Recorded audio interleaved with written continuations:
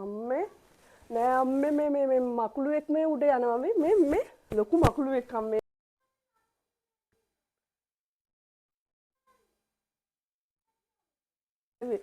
ඔහොම බලන් ඉන්න එපා. ඉතින් මෙයා අත පිහිදන්නේ නෑ.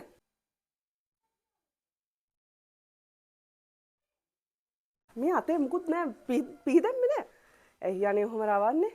ඇයි කොස්සත්තුක්සන අනේ ගහන්න නම් එපා අම්මේ. මේ මකුළුවෙක් හින්දා.